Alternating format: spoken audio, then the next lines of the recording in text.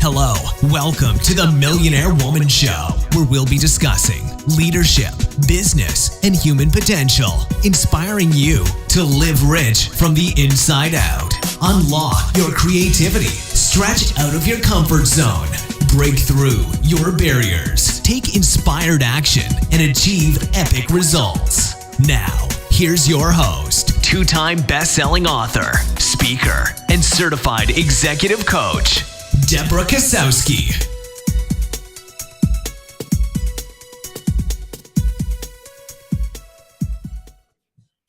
Hello, everyone, and welcome to the Millionaire Woman Show. I am so excited to talk to you today because we are speaking with Zaheen Nanji, who's going to be talking about your resilience reflex. Zaheen Nanji is a resilient champion and an entrepreneur. She teaches people and organizations how to embrace change effortlessly, create resilient leaders, and tenacious employees. Zaheen owns a Shanti Wellness and Laser Center in Alberta and is the author of 4 books, of which 2 are co-authored. People who do not know Zaheen's background sometimes assume that achieving success was easy for her. That couldn't be further from the truth. She grew up in Kenya, East Africa, where good quality higher education was not available and there was very little opportunity for economic advancement at the time. And when she was 15, her parents bought her and her 17-year-old sister a passage to Canada so they could pursue their dreams, knowledge, and success. Zaheen stuttered up until her 20s, but learned how to embrace the fear. For many people who stutter, simply being able to stop stuttering is a dream come true. But Zaheen has run with her dream and is a now sought-after motivational speaker. She's transformed her life by overcoming a speech impediment, overcoming her struggles with weight, embraced her journey with breast cancer, and creating opportunities for her life in Canada. She was recently nominated RBC's Canadian Woman Entrepreneur of 2014 and has completed her 4th book, The Resilience Reflex. And it's available on Amazon, right? So please welcome to the show, Zaheen Nanji. Thank you for joining us. Thank you for having me, Debra. So I am curious, with being an author myself, there's something that triggers people to write a certain topic. So what inspired you to write The Resilience Reflex? Yes, I get asked that all the time. And just as you mentioned earlier with my life story, I didn't even know that word before, resilience. But it was after I hired a coach to kind of work me through, especially when as you said, I'm a speaker, and I thought, what am I going to speak about, right? I could speak about anything and everything, right? But I found, no, I really had to find a niche. And after sharing my story with her, she came up with the word, and she said, you need to talk about resilience with what you've gone through in life, coming to Canada. You couldn't even speak before. So yeah, you have to talk about that. And that's how it was born. When you think about the stuttering, Mm-hmm. What do you think has influenced that? Was it a fear? Yeah, I believe, and I kind of confirmed that too with my mother. It was because in kindergarten, we were 5 of us in that class that did really well. And so the school at that time, or the school board at that time, wanted us to skip grade 1 and go straight into grade 2. And 2 out of the 5 stuttered. And one of them was me. And I believe that happened because it was kind of like a defensive mechanism for me, where if I stuttered, then I didn't have to skip grade 1. But it became a habit in a sense, and it went on from there. Wow. And that is a huge thing to take all the way into your 20s. And, at the same time, and I don't know if this is to be true, but you know how you said if you stuttered, then maybe they wouldn't put you ahead. Yeah. So it's kind of like that I don't know what they call it in psychology. It just kind of, I don't get the word anymore here, but it's kind of like that protection Mm-hmm. where if I do this, then it will not happen to me, right? Right. But because I was so scared too, and now I had all these expectations, right? That I'm smart. I have to have um, this thing about me that I have to get everything right, that I have to be perfect, and I still struggle with that. And as a woman, I think, Debra, that we all struggle with that, Mm-hmm. especially when I had that at the young age of 5 or 6. And it was great talking to my mom after, when I realized that this was the reason why, and she confirmed it. And she apologized, and I said, "No way, don't you ever apologize about that." I said, "It's the best thing that ever happened to me because it made me who I am today." So there's nothing wrong with something bad happening to you, because in my eyes, um, and I'm not talking about bad, extreme, crazy stuff. I'm just talking about things like what I'm describing. Yeah. That it makes us stronger. Mm-hmm.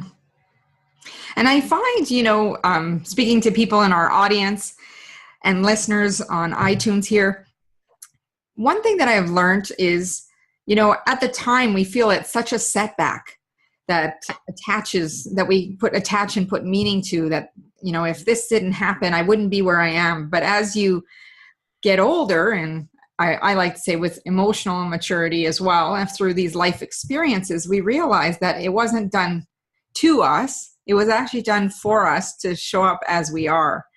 So when I'm thinking about our listeners, and thank you for so much for sharing that, because there's probably other people looking at some things that happened throughout their childhood, or other areas when they thought they were stepping into leadership or growing their business and had a major setback. And then they're sitting here thinking, why is this happening? But to have a chance to evaluate and use it as a positive experience like you have.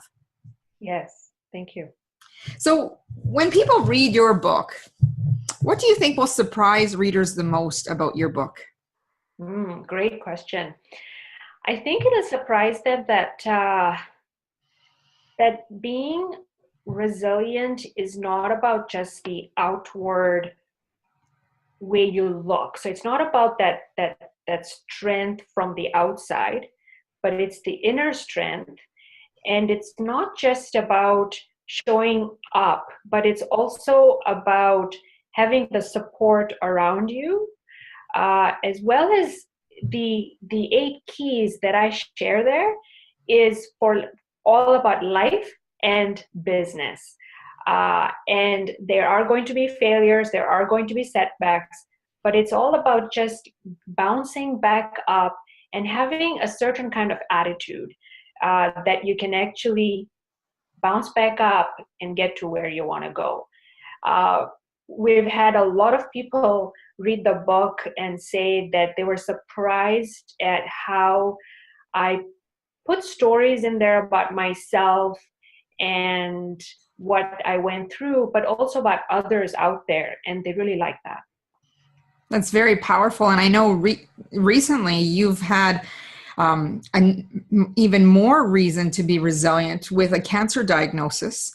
And nobody wants to hear that information, and it kind of takes you off guard. But those 8 resiliency reflexes obviously have helped you move through a different challenge, not just the speech impediment.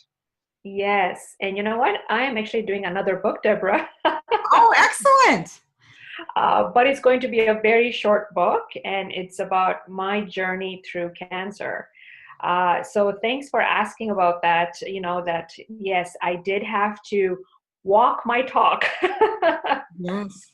And I think that was the lowest point in my life, because again, at that time, which was only last year, I was 41, and no one wants to hear the C word, right? And I had so many things going for me, right? I had speaking engagements. I had my online courses that I was thinking about doing, and I was just going gung-ho. And then all of a sudden, it all comes to a screeching halt. Mm. And that's when I really had to practice what I preach. I mean, I always do, but at that lowest point, just like everyone else out there who has been through that, they know what I was going through. And it was all about a victim mindset, right? Mhm. Where, why me? And as you mentioned, I have a wellness center. I felt like a fraud, where I felt that how can I, someone who owns a wellness center, has kale smoothies every morning, how can I end up with breast cancer? How can that be? Why me? And I just kept on going on. And I really had to go back into my book and say, okay, how can I step out of this victim mindset and embrace this journey and be willing to forgive myself and be willing to look at this in a different frame. Mm-hmm. So when you say about forgiving yourself, like even though you have the wellness center, when I think, because I have a healthcare background as well, when I think when people get a diagnosis, sometimes they're doing all the right things.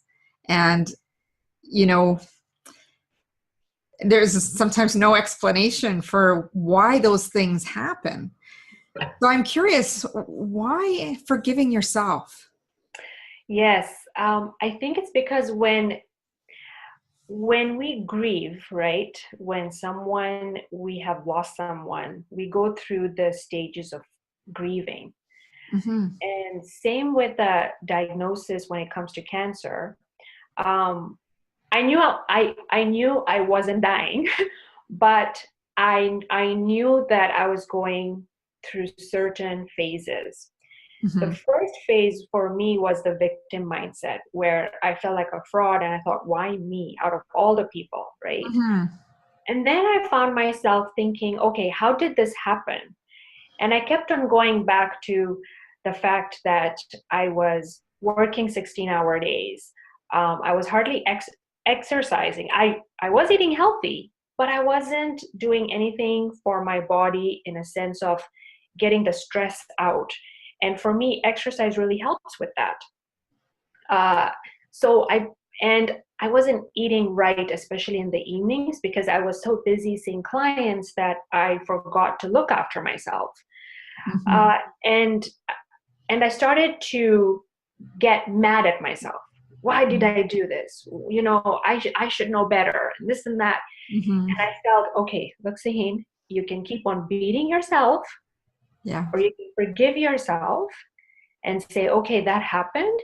Now, how can I learn from that and change so that I can keep myself well throughout? So what have you done differently now? Yes, now because I used to work in 16, 17-hour days, which is crazy. No one should do that. I have gone to a place now where I'm not working in the evenings. I'm done at 6 o'clock. I exercise 3 to 4 times a week, and I feel great. Awesome. And I know that there's several people listening and watching this that can benefit from that information, because they need to build their resiliency reflex. And I know that dealing with stress is a huge piece of that. Oh my God, yes. Especially as women who love to do things for others. Yeah. And when we're in business, we tend to feel like, our clients come first, our family comes first, and stop doing that. Yeah. Yeah. It's not serving anyone. You can't serve anyone else if you can't look after yourself first. That's right. So what does resilience reflex mean?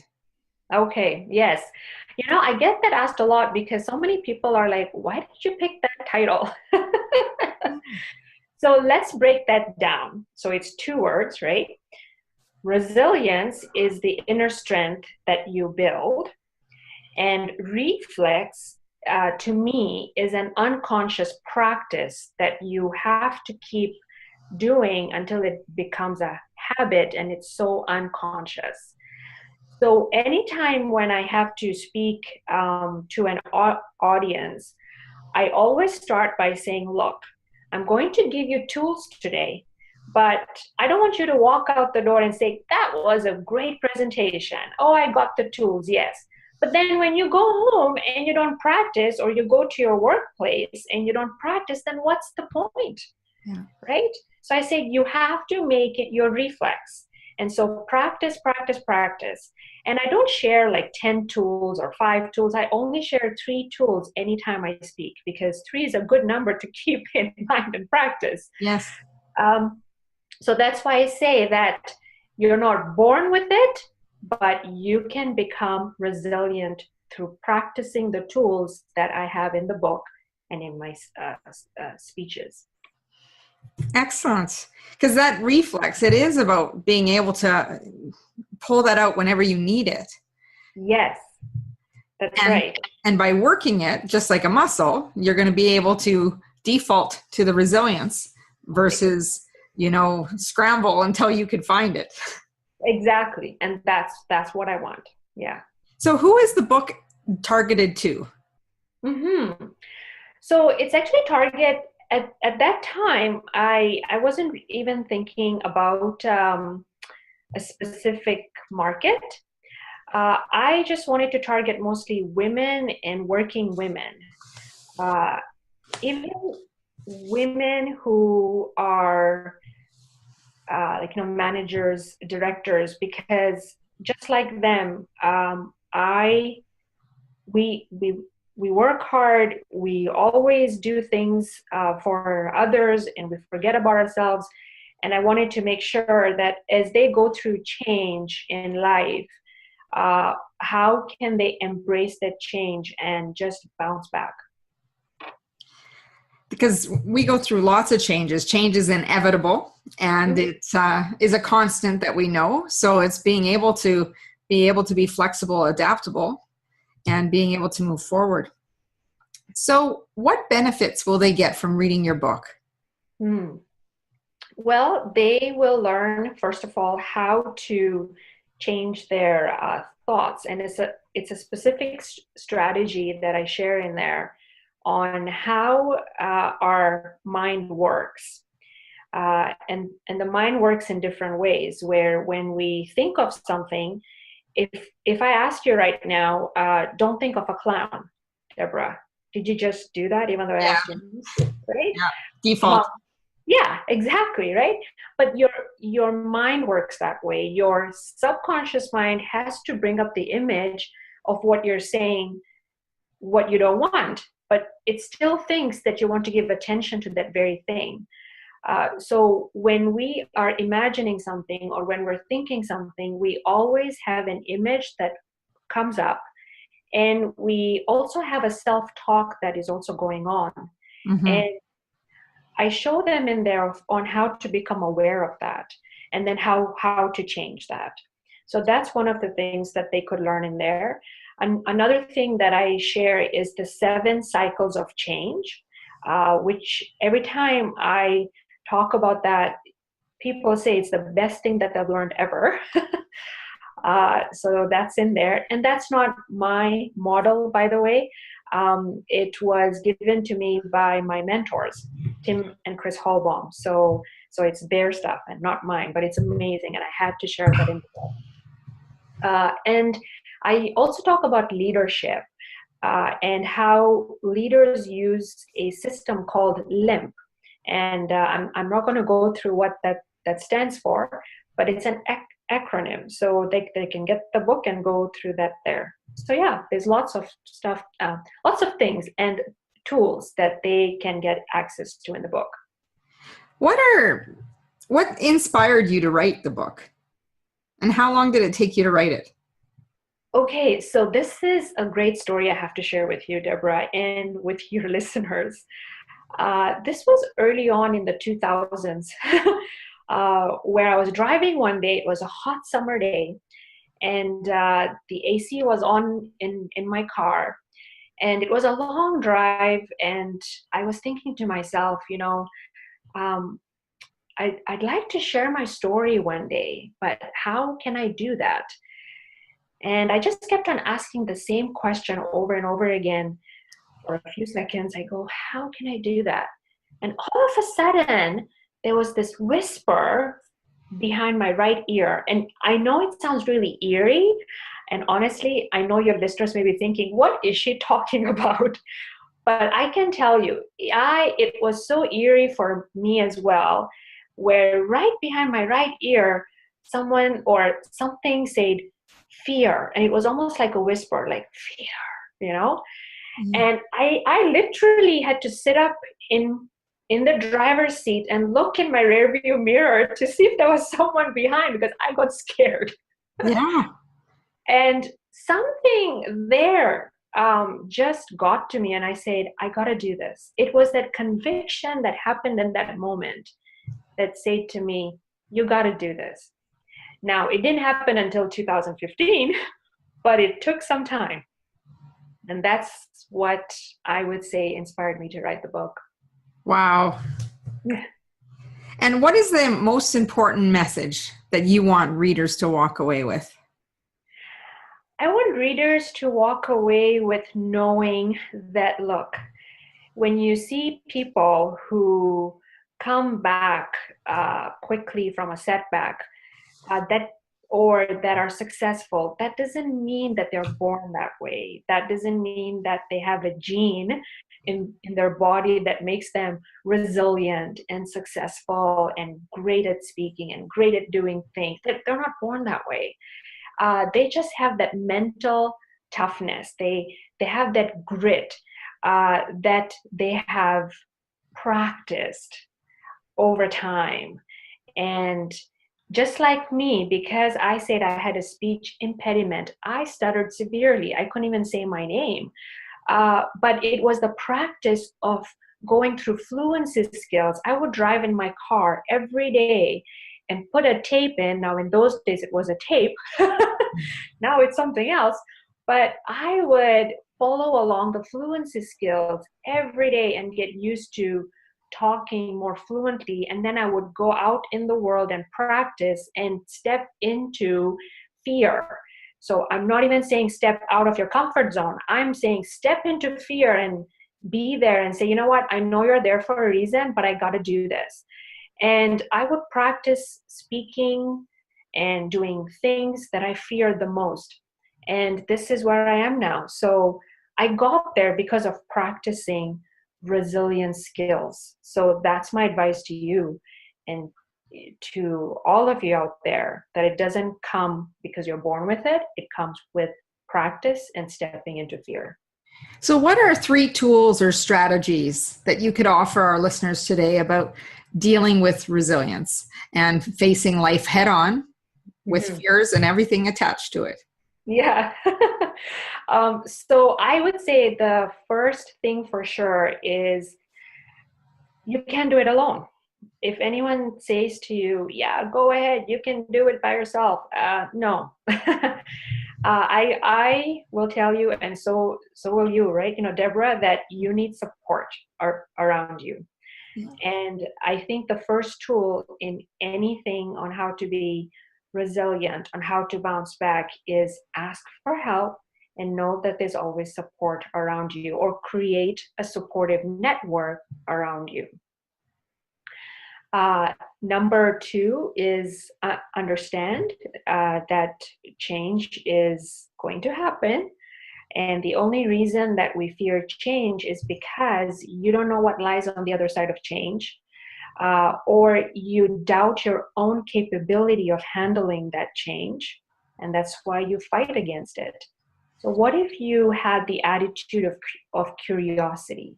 So just become curious and find out, okay, how will this change help me? Not affect me, but how will it help me? So start asking better questions.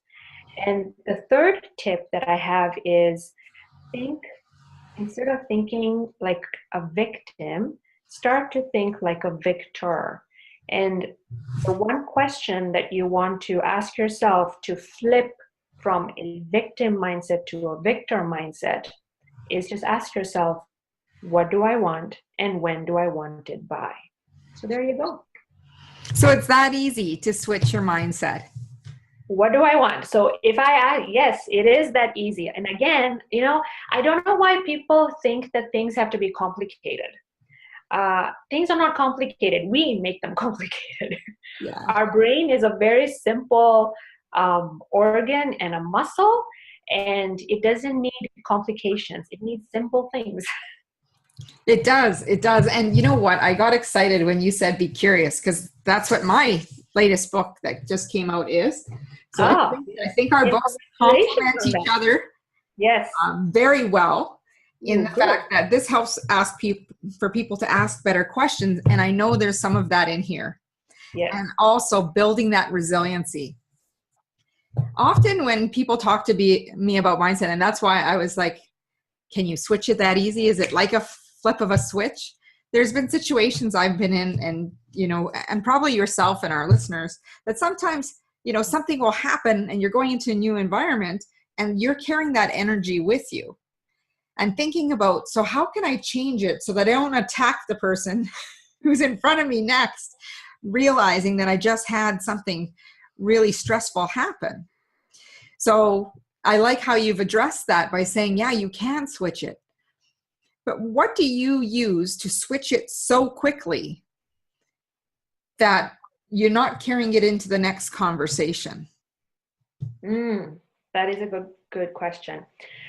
So I do a couple of things, Debra. One is that I want to understand the positive intent of the other side, or of what I'm going into, or anything like that. I've always been taught that every negative situation has a positive spin to it. And now anytime I come out of a situation, or if I'm in a situation that is negative, or that is coming out in a way that that could be a conflict, I will always say, okay, what is the positive intent of what the person is saying, or of the situation? And once I get that, the switch is easy, because then right away I go, okay, what am I grateful for now about that? And so I think being grateful and going in thinking, what's the positive intent here, makes a huge difference, because now you're not just thinking negative all the time, right? Mm-hmm. You're switching that mindset. Yeah.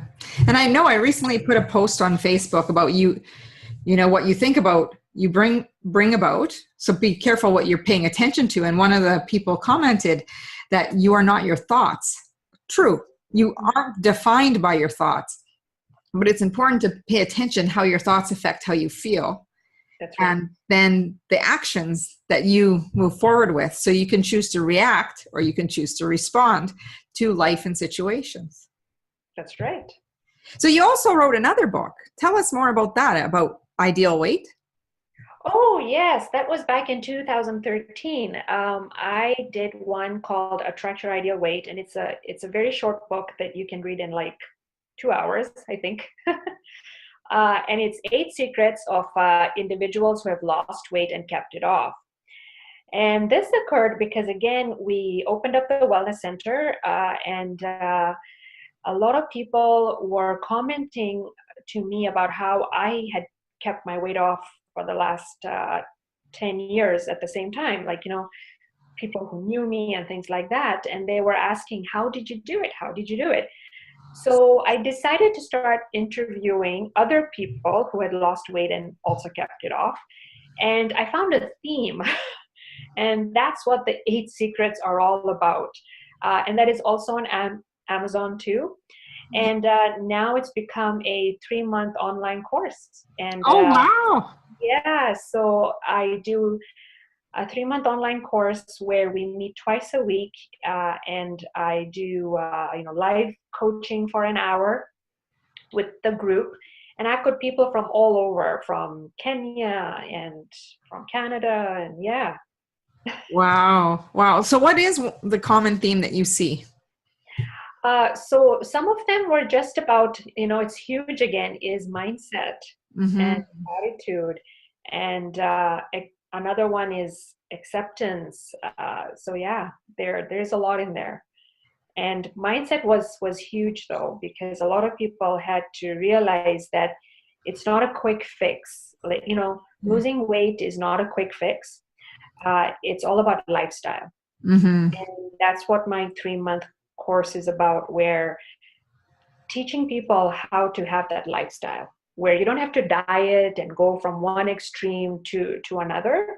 You just have to understand your body and your food. Yeah, and it's our habits. So Yes. what are some of the success habits that you've put in place to get you to be as successful as you are? When it comes to health, you mean, like, eating well? In general, I know In general. successful people put habits in place in order for them to be successful in all areas in what they can. So what are yours? Oh, mine are, I can tell you right away, it's having routine and consistent systems. So what do I mean by that? Debra, I wake up every morning, especially Monday to Friday, at 4:45 in the morning. And everyone is usually shocked and they're like, how can you get up that way? Well, I know from a long time ago that my mind is very alert in the morning, that I'm so creative, where I can write something so quickly, I can work on different things that, and that's when I do my content creation. So that's when I do my blogs, that's when I do my books, that's when I do my online course content. And because I have that routine now, it's amazing what I can get done. The next thing is that so when it comes to habits, is having that routine, but also having habits that do not waste my energy. So for example, I know what I'm having every morning, and I know some people say, well, that's kind of boring. Well, I do mix it up, but I know I'm having either a smoothie, eggs, or healthy something, oatmeal, right? So it's one of those three things. I'm not thinking too much. Whatever I get, I do. And for lunch, it's either a nice homemade soup or a salad. So if I know that, I'm not wasting my time going through my fridge and pantry. What am I going to do today? What am I going to do? This is where people waste time. Yes.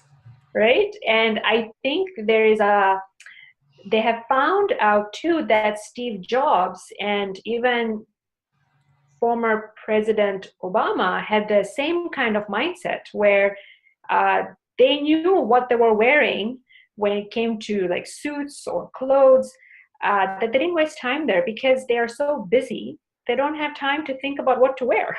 Yeah. And it eliminates decision fatigue. That's right. Thank you for that. Yes. Decision fatigue. Yes. Yeah. And then that way they can channel that energy to what they really want to focus their time and energy on. And like you found your ideal time to do your content creation. Yes. Is there anything else that you do that sets you up for success? Yeah, a lot of people say, well, how do you have time to cook and like eat healthy? That's the question that I get asked, because working and doing and being a mom, and just like you, right, having a family, and I say Sunday is our family time to prep meals. So we as a family get together and we prep meals for the next 3 or 4 days. Yeah, half my Sunday is gone in a sense, but then again, I'm not going all over the place. We're not eating out like crazy, so that we know that, okay, we've got food for the next 3-4 days for our lunch and for supper. Everyone's looked after and we're okay. But so I have the peace of mind, I should say, that my week will go okay. Yeah. So it takes some planning and preparation to set yourself up for success. Yes. Planning ahead, by the way, is key in any area of your life. So for example, even when someone is thinking about retiring, don't they plan ahead? Right? I mean, you would. I mean, if you're going on a vacation, wouldn't you plan ahead? Of course you would. So why don't we plan ahead with our daily habits and our routines? I just don't get that. Yeah. Yeah. What is one book? I'm going to ask you two parts to this question. One book that has been your inspiration, that it was a game-changing book for you. It was How to Win Friends and Influence People by Dale Carnegie. And what about that book stands out for you? I just didn't realize, and I read this book I think I was 19 or 20. I just didn't realize that you really have to understand linguistics. Mm-hmm. You have to understand mindset, because that was in there as well. And you have to understand that, again, if you want to be successful, you have to have that supportive network, and you have to know how to approach people and how to even speak, or how to be a leader. And that just was like mind blowing for me. Wow. And it's still one of the best books of all time. Yes. So what are you currently reading? Good one. I have started to read a lot of separate books here. And the reason for that is because of the research that I'm doing with my own book. Yeah. So I'm actually reading a book. It's more about food and healthy habits, and it's right. I can see it, but I can't remember the title. So I apologize about that. And That's okay. The author. But the other one that I'm also reading, which is by my bedside, is by Stephen, and I'm going to, I think it's Achor. Okay. And it's about how to change your thoughts and habits, or the happiness advantage. Sean, thank you. Happiness Advantage. There you go. Happiness Advantage. You're so good with your books. Thank you. Yeah, I've read it a while ago, and I'm going to have to go back to it, because often, what happens is, and even with this podcast, I recommend listeners, they listen to it again, because each time as you read a book, you get and retain a different piece of information. So they say that you should be reading the same book over 6 times. So that you can absorb the content. And sometimes you're not reading it 6 times in a row, but you put it away, think about the thoughts, read it again a few months down the road, or maybe even a year down the road. And because you're in a different place, you will be open to the new messages that are coming to you. Yeah. And you know what? A third book that I'm also reading is Awaken the Giant by Anthony Robbins. Yes. And when you were saying about 6 times, well, I have read that book quite a few times, and you should see the notes I have and the sticky notes I have. Yeah. Each time we walk away with something different. Yes. So if you had to leave 3 key points for our listeners and audience, what are those 3 things you would love to leave with us today? Okay. Well, I think we've kind of gone through them, as we have talked, but just to recap, I guess. You bet. Is plan ahead, daily, weekly, monthly, yearly. Number 2, make sure you create a supportive network if you don't have one, or start to reach out. And that was number 2. And number 3, pick one tool from a book that you are reading right now, and practice it for the week and see what happens. That is so important. So important, because I have seen people, they'll read a book or they'll go to a conference, they'll do all these workshops, but it's not valuable to you until you implement the work. Yes. Yeah. So thank you for those key points. Thank you, Zaheen, for coming on the show. You have taught us so much about being resilient and having that reflex to really move through life and any stressors or fear that comes our way. Thank you for having me, Debra. You're very welcome. And how can people connect with you? Yes, they can just go to my website, zaheennanji.com. That's ZAHEENNANJI.com. Excellent, excellent. Thank you, everyone, for joining us on the Millionaire Woman Show. As always, I would love for you to go over to iTunes, write us a review, give us a 5-star high five. Let me know what nuggets you have learned from the show. And that way we can pass them. You can go directly to Zaheen or myself. You can reach me at Debra at DebraKasowski.com, and it's available on my website at www.debrakasowski.com. I read all emails and reply to them by myself. So don't worry. You think that, is this really Deb? It is. So we want to make sure that you have that personal connection. And also, as Mahatma Gandhi said, be the change you wish to see in the world. And my wish for you, as always, is make today great. Have a great day, everyone.